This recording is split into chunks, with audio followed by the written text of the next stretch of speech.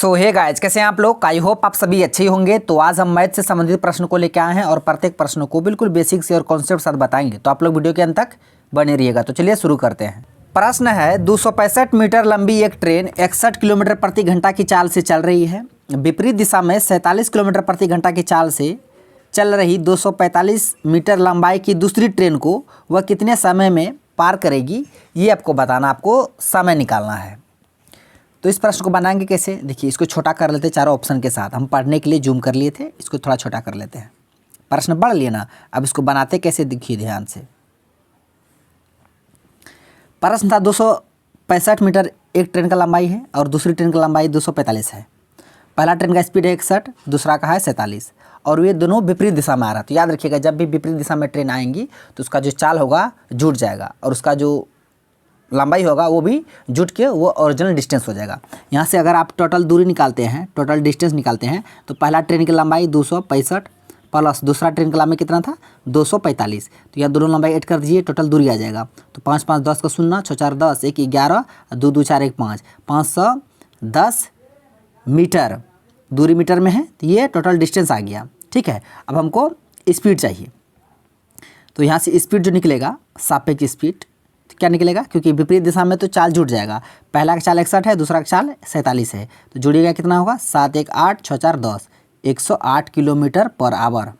ठीक है, देखिए ये मीटर में है, ये चाल जो है किलोमीटर पर आवर में है, तो इसको भी मीटर पर सेकंड में बदल लीजिए। तो किलोमीटर पर आवर को मीटर पर सेकंड में बदलने के लिए क्या करते हैं पता है, 5/18 से गुना करते हैं। तो 18 से ये 108 कितना बार में कटेगा, 6 बार में, 6 गुना 5, 6 5 30, तो 30 मीटर पर सेकंड। अब स्पीड भी मीटर पर सेकंड में आ गया और दूरी भी मीटर में है, तब यहाँ से समय निकल कर आ जाएगा। तो समय बराबर होगा टाइम बराबर समय बराबर दूरी बटा चाल होता है। दूरी 510 है बटे चाल कितना है 30 मीटर पर सेकंड। यहाँ जब भाग कीजिएगा तो कितना बार में कटे, 0 से 0 कट जाएगा और 3 से 51 17 बार में। तो फाइनली टाइम बराबर आ जाएगा 17 सेकंड, क्योंकि यहाँ पे समय चाहिए था सेकंड में, तो 17 सेकंड इस प्रश्न का आंसर होगा। एक दूसरे को पार करेंगे कितना सेकंड में, 17 सेकंड में। तो इसका आंसर ऑप्शन ए इसका करेक्ट हो जाएगा। तो इस तरह से बनाइएगा। पहले हम टोटल दूरी निकाल लिए, फिर टोटल स्पीड निकाल लिए, उसके बाद फिर समय निकाल लिए। समय बराबर होता है दूरी बट्टा चाल, तो बस आंसर निकल गया। ऑप्शन ए इसका करेक्ट आंसर हो गया। अब बढ़ते हैं अगले प्रश्न की ओर। एक समांतर श्रेणी 7 13 19 ... में 19वां पद कौन सा होगा, ये आपको बताना है। 19वां पद यहाँ पे निकालना है आपको। तो यहाँ से ए बराबर क्या हो जाएगा, पहला पद 7, डी बराबर क्या होगा, सारबंतर बराबर। तो सारबंतर बराबर क्या होगा, अंतर कितना है 7 और 13 में अंतर कितना है, 13 में 7 घटेगा तो 6, यानी डी का मान 6, एक मान 7। अब हमको 19वां पद निकालना है ना, तो 19वां पद अगर निकालना है हमको, 19वां पद ध्यान से 19वां पद अगर निकालना है तो क्या निकालना हमको पड़ेगा, ए प्लस 18D, उससे एक कम। 19वां पद निकालेंगे तो ए प्लस 18D। अगर यहाँ कहता 18वां पद, क्या 18वां पद कहता तो क्या करते हैं, इससे एक कम, यानी A plus 17D, A plus 17D। I hope आप ये जानते होंगे पहले से। ठीक है, तो 19वां पद का रहा तो उसमें से घटा देंगे 18D, यानी कि ए प्लस 18D का मान हमको चाहिए। इस प्रश्न का आंसर वही होगा। यहाँ पे देखिए, तो ए का मान कितना है 7 प्लस 18 गुना डी का मान कितना है 6। इसको सॉल्व कर लीजिए, 7 प्लस 18 6 क्या 108, तो 108 में 7 जुड़ेगा तो 115। इसका आंसर ऑप्शन सी हो जाएगा 115। तो 19वां पद कितना आएगा 115। प्रश्न पहले पढ़ लेते हैं। 2 पासों को एक बार फेंकने पर गुणनफल के रूप में 12 प्राप्त होने की प्रवृत्ति है।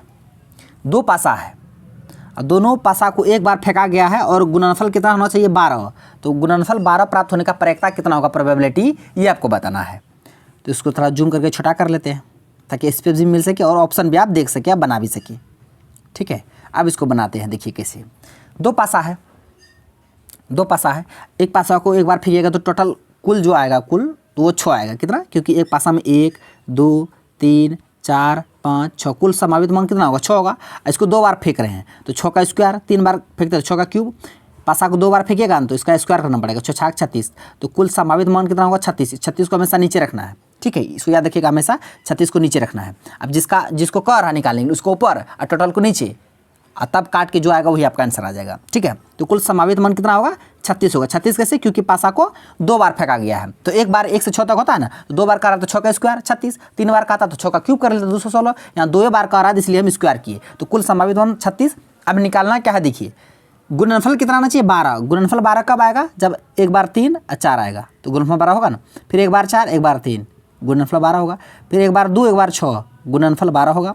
फिर एक बार 6 एक बार 2 गुणनफल कितना होगा 12 होगा। तो गुणनफल 12 आने की प्रक्रिया क्या क्या होगा, कितना बार होगा, एक बार 2 बार 3 बार 4 बार, 4 बार तो 4 से भाग कर दीजिए, तो काट दीजिए, 4 कम 4 4 9 36, तो 1/9 आ जाएगा। इसका आंसर ऑप्शन ए इसका करेक्ट आंसर हो जाएगा। तो गुणनफल 12 आने की प्रक्रिया क्या होगा 1/9। तो कैसे किया हम आपको बता दिए। प्रश्न है यदि a अनुपात b का मान 2:3 है और b और c का 4:5 है तो c और a का मान क्या होगा। तो देखिए बहुत ही आसान है, a और b का मान दिया है 2:3 और b अनुपात c का मान दिया है 4:5।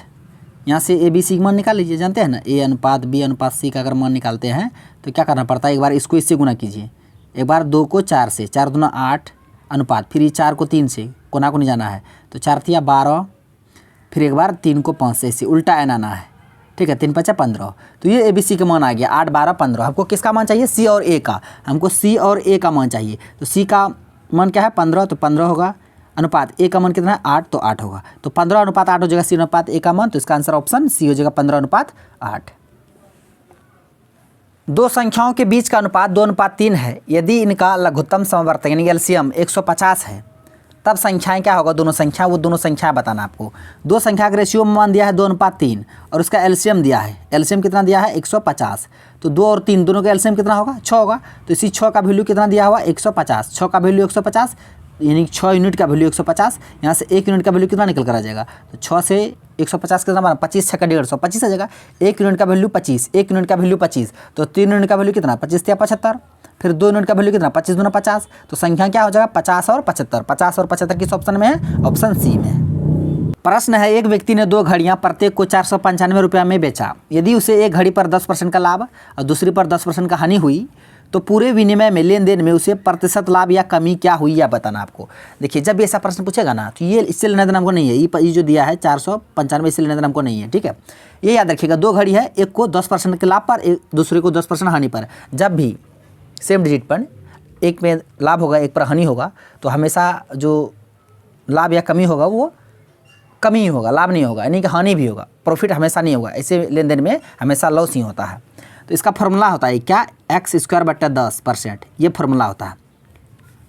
जब ये ऐसा होगा, दो समान है, कोई भी दो वस्तु है, दोनों पे सेम सेम में प्रॉफिट लॉस हो रहा है तो हमेशा देखिए सोचिएगा हानि होगा। तो यहाँ x के जगह वही रख दीजिए जो 10% का हुआ, तो x की जगह 10 को रखते हैं, 10 का स्क्वायर, 10 का स्क्वायर 100 होगा बट्टा 100, तो काट के कितना 1 आ जाएगा। तो 1 हमेशा कमी होगा, 1% का हमेशा क्या होगा कमी होगा, लॉस होगा, हमेशा हमेशा ऐसा सिचुएशन में। तो इसका आंसर जो होगा ऑप्शन बी हो जाएगा, 1% का हानि होगा, ठीक है, याद रखिएगा, हमेशा 1% का हानि होगा। इसमें 4 ऑप्शन हम दिखाए नहीं, थोड़ा छोटा कर देते तब 4 ऑप्शन दिखेगा।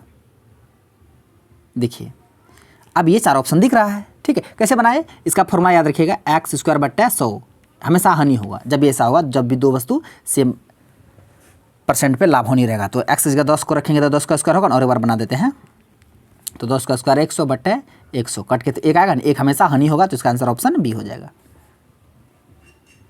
तो फ्रेंड्स आज का प्रश्न बस यहीं तक था। थैंक्स फॉर वॉचिंग वीडियो, धन्यवाद। हम मिलते हैं नेक्स्ट वीडियो में नेक्स्ट टॉपिक के साथ, तब तक के लिए जय हिंद।